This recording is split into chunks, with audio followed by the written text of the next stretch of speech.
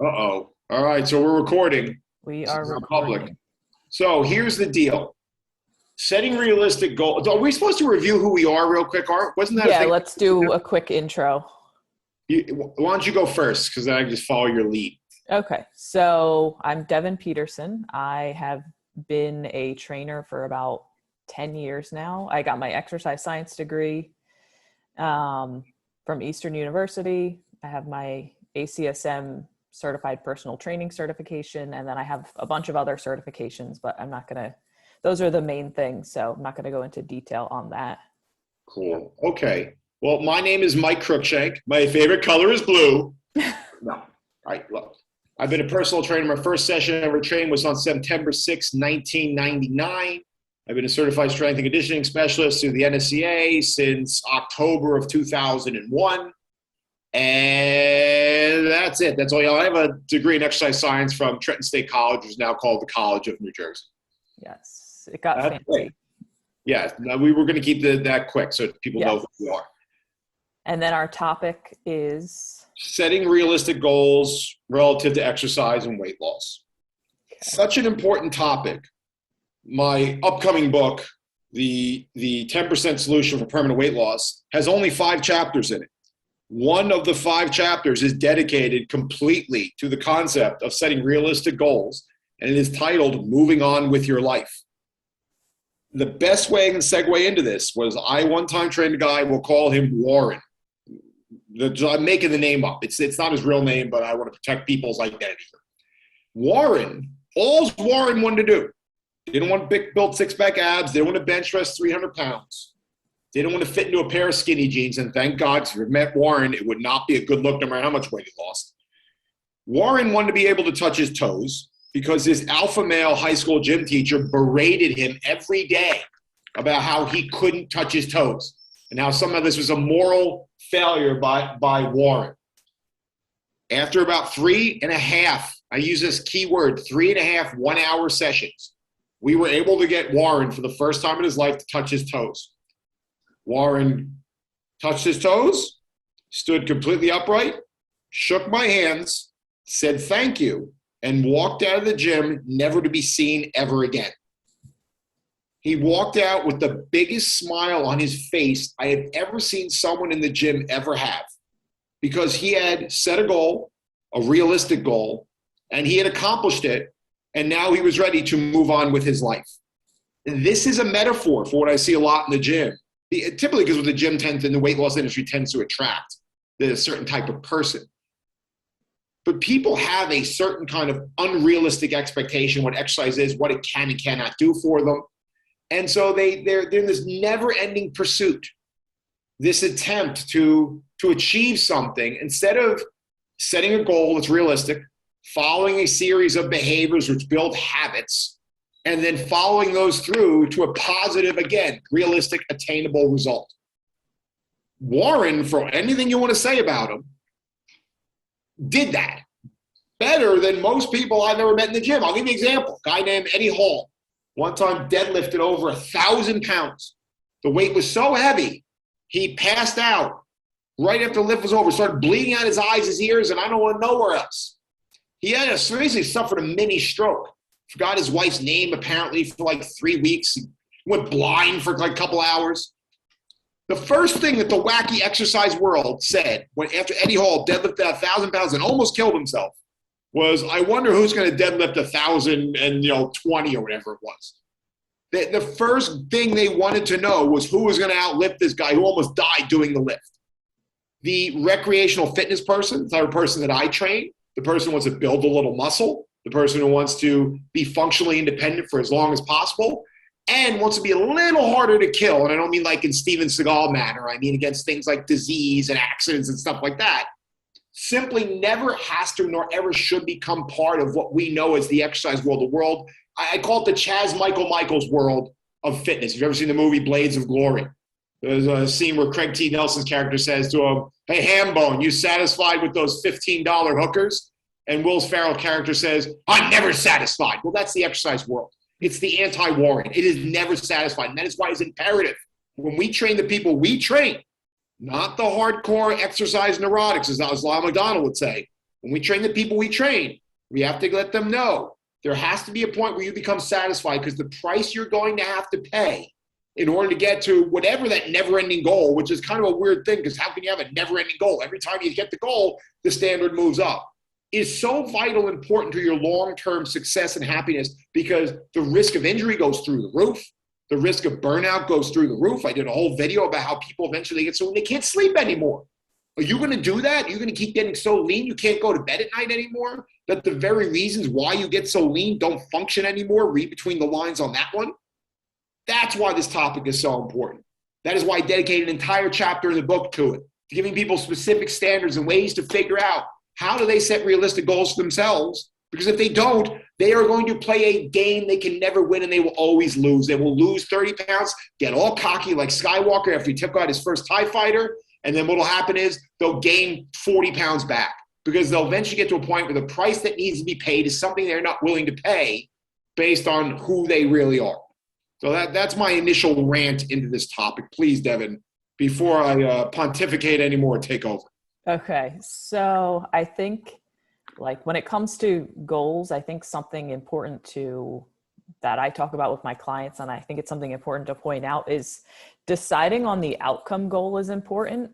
But once you decide what that is, what's even more important to actually achieve it is breaking it down into the steps that you need to actually do, whether it's every day or every week, to like those behaviors that are actually going to lead to that outcome. And that needs to be the main focus. Like, deciding what you want to achieve is important so that you can figure out what those steps are. But once that's decided, the attention needs to be on the steps and not really what you're getting at the end of those steps. Brilliant. Now, I would like a practical non-exercise example through your own eyes. As we all know, Devon has moved to the great state of Florida. Can you show how that would apply to your trip to Florida, coming from New Jersey to the Sunshine State? Right. The goal was to get from New Jersey to Florida, but did you get beamed up by Scotty and just wound up over there? Well, I planned a trip. Mm-hmm. I told my dad to meet me at Philly airport. I packed up my car. I drove, picked him up at the airport, and then he drove down with me. I mean, I'm a minimalist, so the planning was actually really simple. So right, but you have to go through Delaware to get to Maryland, to go through Maryland to get to Virginia, right, to get to North Carolina, north to south, and south to Georgia, and then Georgia to Florida. Right. I got to look at a map. I hope I got that right. Yeah, I think that's 7th grade geography class. I hope I got that right. But yeah, so it's a series of steps through different states to get there. You had to make sure your car was going to make it all the way down, which probably meant you had to have oil checked by a responsible, qualified, mechanic.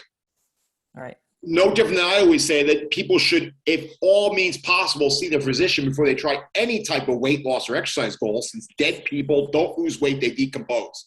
Right? So the parallels to these things that people do every day in their lives, right? No one went to kindergarten and wound up in senior year of college. Right? It's always a series of behaviors that people get into. And I think that's perfect. Yes, that definitely puts legs to this whole idea on how to set realistic goals. Mm-hmm. Absolutely. Yeah.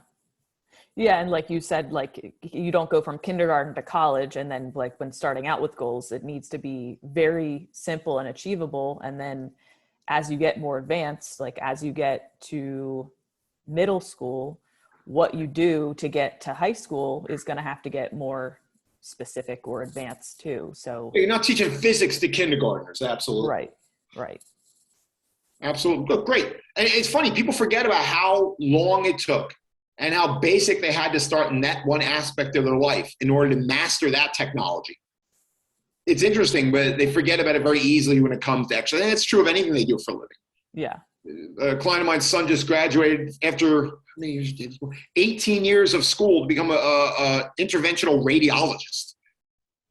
That just didn't happen overnight. It took 18 years of schooling once he graduated high school in order to get there.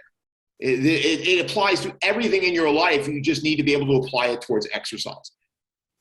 But that's perfect. Absolutely. Wonderful. That big nugget for the fans of the Devon Peterson and Mike Cruickshank podcast. Awesome. Yeah. Yeah, I think that's important because it's easy to get emotional when it comes to like a weight loss goal, because a lot of like potentially painful change is involved and a lot of effort is involved. So I think it's easy to get wrapped up in it. When you get wrapped up in your emotions, it's easy to be illogical. And when you can take a step back and compare it to, or have that analogy for life, like, okay, driving to Florida, you have to drive to Maryland, then you have to drive to the next state and the next state. Let's take it even back. You had to learn how to drive, period. Yeah. You had to get a learner's permit, and you had to get a license. And then unlike most 17-year-olds, you had to actually know what you were doing behind the wheel of the car. Then you had to get a job to pay for the gas, and to pay for the tolls, and to pay for the maintenance of the car. It's all steps, absolutely. And the car you drove down was not a Ferrari, right? So that you had to have a realistic goal of what car you were going to drive down. Right. If you and remember, then there were brakes involved. Right, absolutely. So perfect. Let me ask you this question. In your experience, how important is it for someone to be able to identify what their goal is versus somebody else's? And I give an example of Eddie Hall deadlifting 1,000 pounds, which has absolutely no relevance to someone being able to drop 10% of their body weight. But in your experience, do you find a lot of people sometimes misplace the tactics and the methods to achieve their goal when it's really pursue? Like, for example, I want to run a marathon because I want to lose weight. That to me is two different goals that literally have almost no relevance to one another and almost in some ways distract from one another. Do you ever find that at all, that people have issues with that, where they don't apply? That's part of the realistic standard. They're not applying who and what they are at the state. My body at 46, I said this in the alcohol video, is not the same as my body at 26. Right. That means that I have to identify what my goal is and what is realistic for where I'm at in my life. And then that determines the habits and behaviors. Look, you wanted to go to Florida, not California. And that's why you drove through Delaware, Maryland, Virginia, yada, yada, yada. You didn't drive through Pennsylvania, Ohio, Indiana, Illinois, Iowa, Nebraska, wherever, right? And now I'm getting out of my element. Yeah. So you had a very specific direction you were going in. Right. That's important. I think the education around getting specific about what they want to achieve, and then the education around what needs to happen in order to get there is important, because like you said, a lot of people are wanting to, let's use weight loss, for example. They want to lose weight, or let's say driving to Florida is like losing weight, and they're going to start driving out to California because that's what they think that they have to do. But it's like you're driving in the wrong direction. Absolutely. You're focusing on the wrong things. Please. Yeah, absolutely. That's why I was very specific when I titled the book, The 10% Solution. Because for people, for the goals that I tell all the time on my podcast, we follow the Esikovian philosophy. The idea of what we do in the gym is designed to do what we do outside the gym better. The gym in itself is not like a sport like powerlifting or Olympic lifting. Even athletes this applies to. Athletes are not weightlifters. They lift weights to make their athletic sport better. And my clients have very specific goals. They are not trying to make up for emotional problems with how they look with their shirt off. What they are trying to do is be able to enjoy their life a little bit more, have a little bit more pride in how they look. Most of the people I know are obsessed with six-pack abs. It has nothing to do with having pride in their look, and they're always finding something that's wrong with them. I'm not trying to be negative here. It's just the reality of the world that I lived in. And you have to be very specific about that, right? So my clients, they have very specific goals, realistically, as far as caloric intake, as far as exercise is concerned. But that's what my target audience was all about. Again, it wasn't about this never-ending quest to achieve a body that once you got there, it was never good enough. And so therefore, my clients don't necessarily have to engage in crazy types of behaviors. 6 meals a day, do or die. Regardless of your body weight, a gallon of water a day, not a bunch of proteins and supplements and all this different stuff, and making egg whites with your shirts off, and all this type of stuff you see that's in debt and that people think is what is necessary. Look at the diet you eat. Look at these people have to watch your food videos. It makes me so twitchy that more people don't watch your food videos, because there's nothing you eat. There was a great saying in the movie Rambo, where Troutman was telling Brian Dennehy how bad Stallone was going to take him out. He's like, "What is this guy, like impossible to kill?" And Troutman's like, "He's been trained to ignore pain and fatigue." He's like, he sounded like Captain Kirk there. He goes, "He's been trained to eat things that make a billy goat puke." Like, there's nothing you eat that would make a billy goat puke. And yet people somehow have this idea that their diet has to be, again, if you're trying to lose that 10% of body weight, you're just trying to lose a little weight to look better. Watch the Devon Peterson videos. The food she eats looks outstanding, right? I've eaten some of it. It is outstanding. And that's another realistic thing that you're constantly bringing to your people. Look at how I eat. Look how I eat and still achieve the body weight I want. It doesn't involve egg whites and dry oatmeal and boneless, skinless chicken breast. It doesn't involve the cessation of all joy in your life. Right. Yeah, and I think that's something that I will talk to, like it's a conversation I'll have with clients if they're not sure what to eat. And I think this is kind of goes along the lines of what we were talking about before with people who are heading in the wrong direction with their goals. And I think for a weight loss goal, once you can figure out a realistic calorie range and set a protein target, you have basically barriers in place. And then with that, you can fill that with food. So now coming back to what I was saying before, if someone's like, I don't know what to eat, it's like, well, what would you eat if calories and protein didn't matter? And usually that's cool. Eggs for breakfast, a sandwich for lunch, and like chicken and potatoes and a vegetable for dinner. It's usually something normal. And I'm like, okay, well, now how can we adjust those portions to make it make sense for your calorie range and your protein target? And it's usually just a matter of tweaking portion sizes, increasing protein and fiber, maybe decreasing carbs and fats, and making it make sense. But it's not like this extreme, they're not on like Nutrisystem, or they don't have to eat like, they don't have to just only drink protein shakes or anything like that. It's just eating normal food, but adjusting the calories and macronutrients to make it make sense for the goal.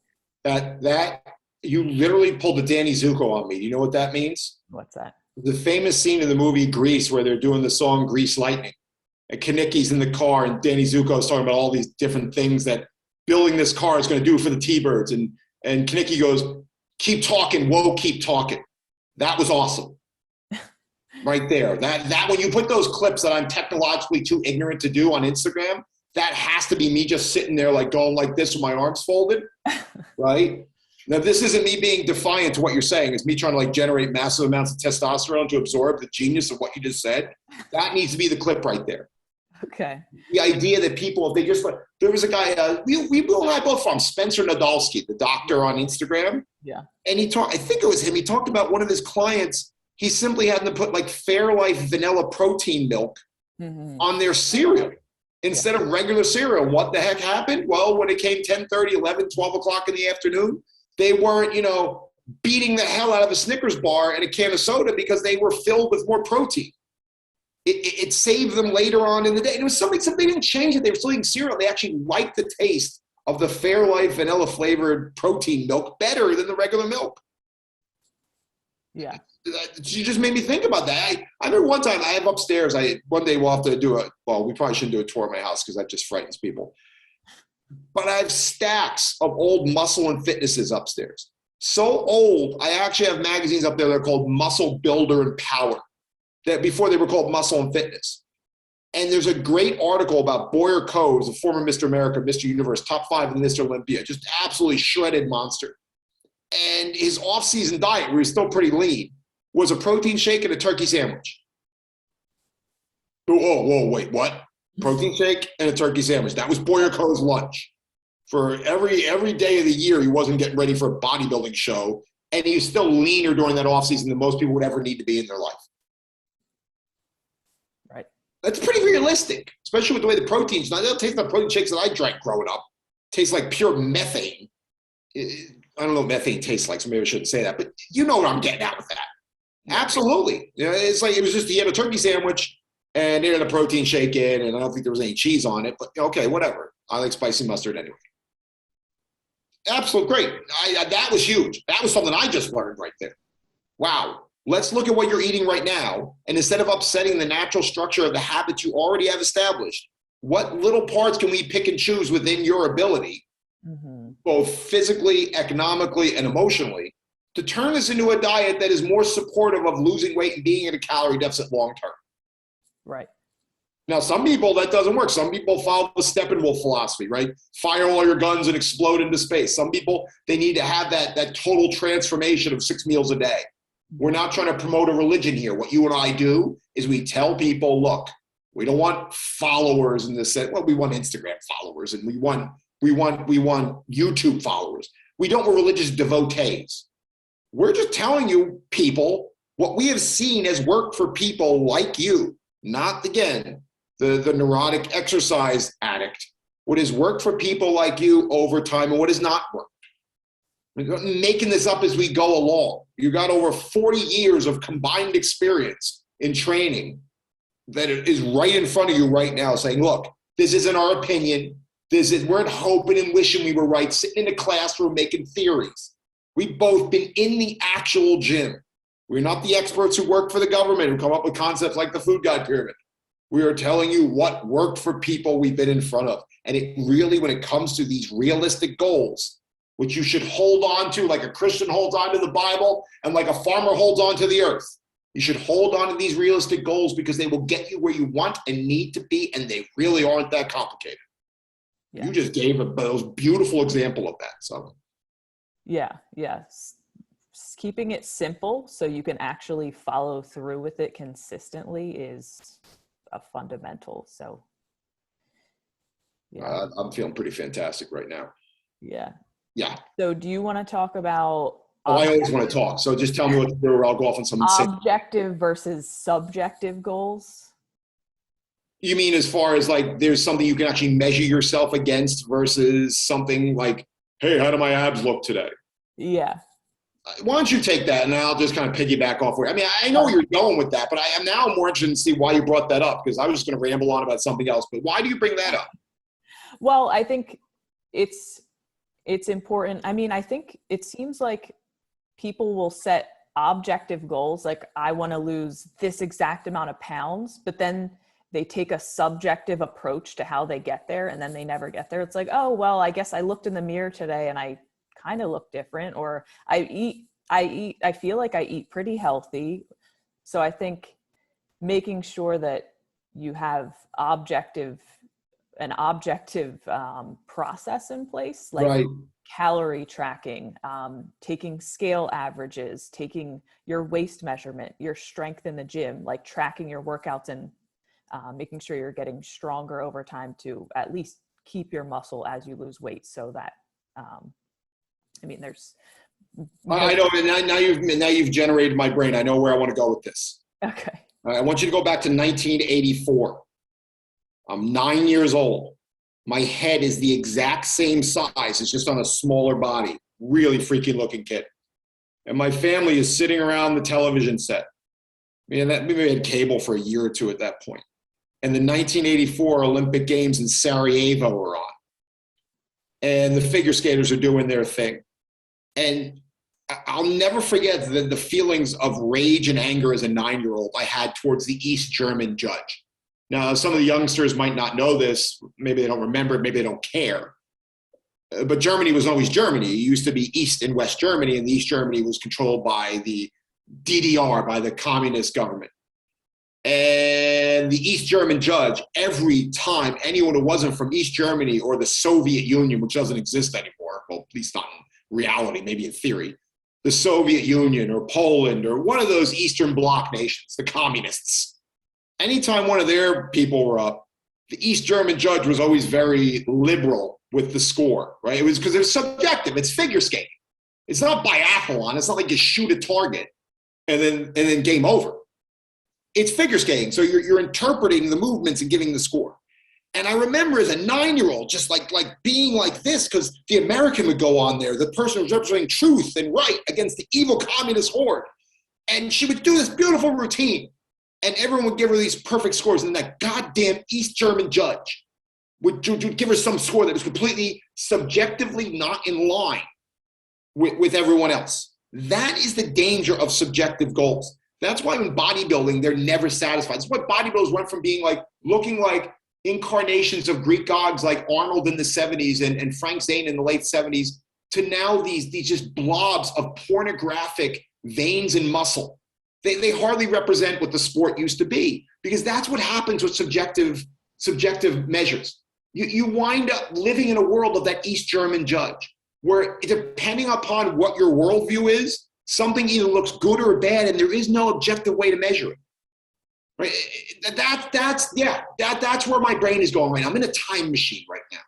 And that's what I'm thinking of. Is remember we had this big, ugly, gray Sylvania, they don't even exist anymore, Sylvania TV set that was actually a piece of furniture. Now everyone's their TV small and thin, but back in the 70s and 80s, your TV was like a table in your house. You always had like this crappy fake wood around it, and yeah. And that's the danger again of those subjective goals. If you don't have something objective to measure yourself against, and you are not in an incredibly balanced state, you're in trouble. And we know that it varies tremendously from woman to woman, but women aren't like men. Lyle McDonald, who I'll quote again, he says, men are one giant asshole for their entire life, hormonally. Whereas depending on the woman, depending upon where she is relative to her follicular phase, to her luteal phase, there could be tremendous differences in hormonal states. And I'm not just talking about the stereotypical emotional state. I'm talking about also in terms of water weight gain, right? So I promised myself, I said, look, I put up on my board, you said, don't say right, open your eyes and watch repeated words. I got to watch that. I can't say right. You could have tremendously different looks regardless of your body fat level. That's why he says in the women's book that women really, as much as this stinks, should average their weight out over the month or whatever the length of their menstrual cycle is, and not do it from a week to week, God forbid, a day-to-day basis. Yeah. Because it will only result in failure because, especially for women, their weight loss, well, let me look, I can eat too much sodium and gain water weight, but especially for women, the danger of these objective goals, depending on where you are in your menstrual cycle, or even if women go through menopause, there's constant fluctuations at a certain point during menopause in your mood. You're just setting yourself up for failure. You know what? You're like Ferris Bueller when he messed with Rooney in what was that movie? Ferris Bueller's Day Off, right? He's going on a one-way ticket to nowhere. Remember his secretary says, Ed, you just sounded like Dirty Harry right then. That's what you are when you don't have objective goals to measure yourself against. You're setting yourself up on a one-way trip to nowhere. Because you're already in a delicate state as it is. You're already trying to change a massive part of who you are in a world that does not, in a country, I should say, that does nothing that encourages weight gain. So you're already up against a stacked deck. Look, I have a client who's a Jehovah's Witness. And one of the greatest strengths in his life is the Bible, because he can always go back, right? And whatever you care about Jehovah's Witness, I don't care. Kiss my ass. He's a nice guy.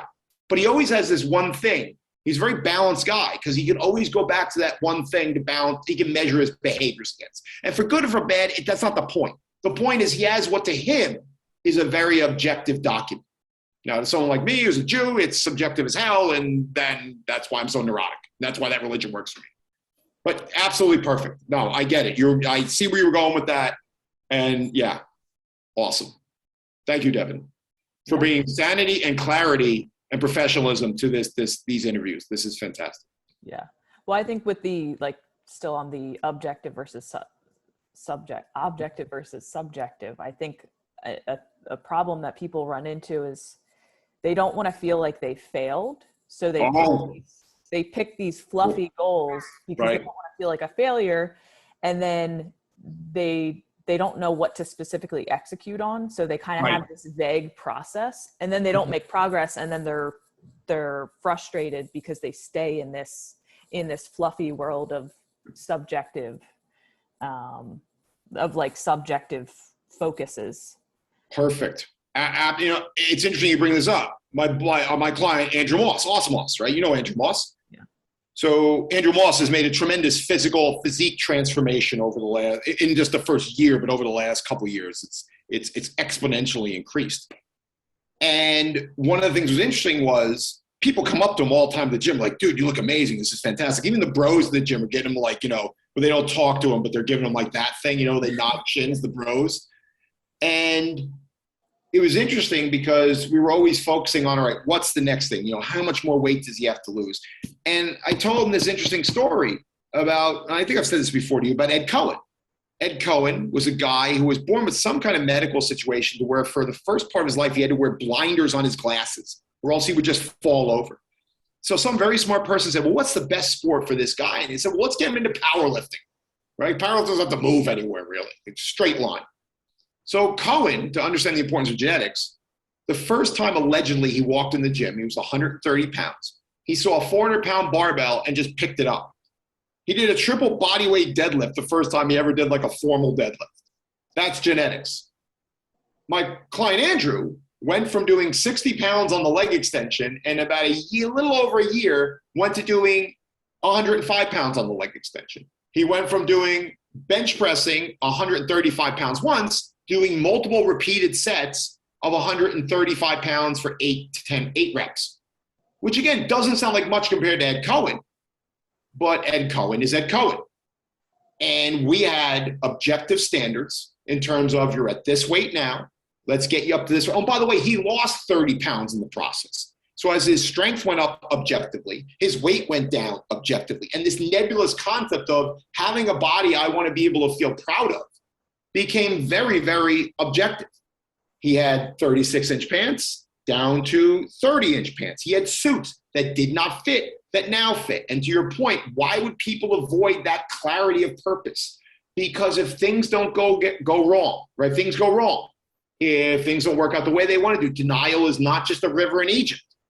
If they're held to that objective standard, if Andrew does that for a year and those fantastic suits don't fit, right? If he's not now wearing stringer tank tops to the grocery store, which I don't know if he does, I shouldn't put that on him, but he should.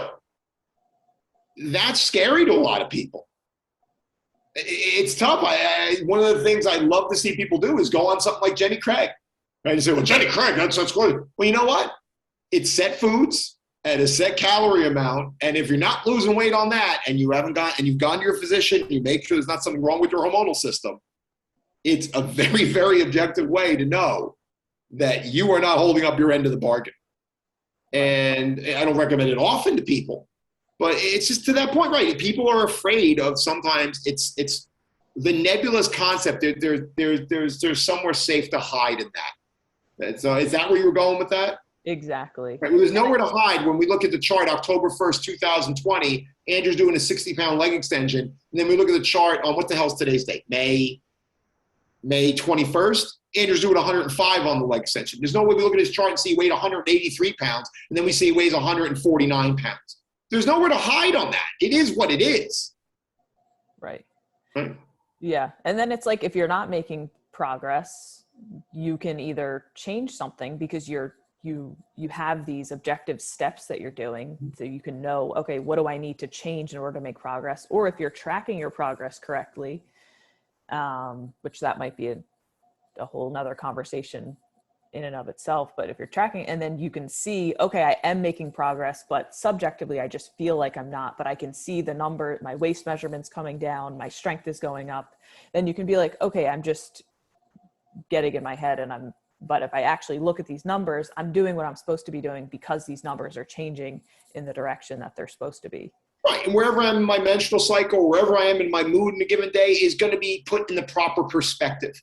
Look, the guy put 45 crummy pounds on his leg extension. He put 7 crummy reps. Now, again, I'm not saying these are crummy. I'm talking in the world of the exercise neurotic.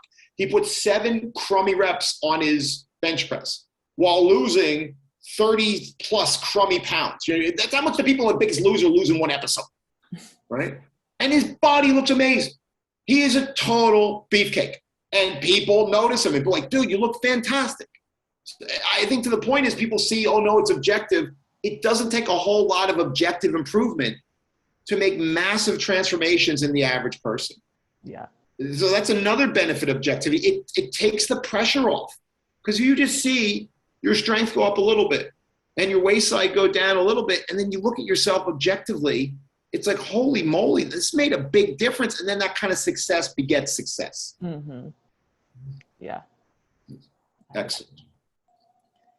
Yeah. So should we talk about why maybe slower progress can be better? It can be and it cannot be. Yeah. I really base it a lot on the person. So in the final 4 minutes and 18 seconds that we have, I would say you really, like anything, got to match it to the person. Mm-hmm. Some people need that bigger initial push to get themselves going in the right direction. Like I said, in my book, I say in the book, I'm not trying to start a cult or religion here. What I'm telling people is the method I found that works for them over time. Go see your doctor. Eat your current body weight times 10 calories a day. Repeat that till you lose 10% of your body weight. Then take 1 week to a month off at maintenance calories of current body weight times 15, and then reassess. Why do I say that and not lose 180 pounds at once? Because for a majority of the people that I've interacted with over decades of doing this, that is what has had the greatest level of success. Provided someone's not morbidly obese to start. Does that not mean that there's people with personality types that are just go hell-bent for leather, whatever that means? I heard that one day, I thought it was cool, and just lose all the weight at once? Absolutely not. If that's the way your personality works, and you want to drop all the weight at once and you need some big extreme kick in the butt to get yourself going, then that's what you need to do. The problem is that is applied by a lot of people to which that is not true, that the lifestyle changes are too massive. And then all of a sudden you go from realistic to unrealistic in terms of what you're asking them to do. To not the goal is unrealistic, but the actual behaviors that make the goal possible are unrealistic. Yeah. And so I'd have to base that on the individual. I will say, to your point, I know where you're going with this, an overwhelming majority of the people do better with a slower, more moderate approach. Again, if I'm saying overwhelmingly 90% of the people in the United States of America would do better with a slow approach, that still means close to 33 million people do better with the shotgun approach. If we're counting babies and stuff like that. I'm just trying to make the math easy. I'm not going to demographics of exact people. Yeah. So yeah, I think that the problem is almost all the people I see fail. I'm not talking to the people who used the shotgun approach, lost all the weight and kept it off. Those aren't the people who are coming to me because it worked for them. So what do they need me for? They found a method that worked for them. Yeah. So I say 100% of the people that I meet, that never works for them because it's almost like a pre-qualifying standard. They've already washed themselves out in previous diets by proving that that's not the way their personality type or their diet or their lifestyle works. Mm-hmm. But I don't know if I'd go all out on saying that, no, losing all the weight slowly is the best way to go. Mm-hmm. Some people I have met, you put them on that low-carb diet, they drop a bunch of water, and that's all it is. But they drop a bunch of water, and then all of a sudden it just sets off a chain reaction. And these people also tend to have other problems with compulsion in their lives. So read between the lines on that one. Yeah. But yeah, so that's my experience with it. I don't mean to be like, oh, actually, Devin, I agree with your point. With what you talk about, like lining your diet with your personal idiosyncrasies in the sense that your process has to align with that as well. Absolutely.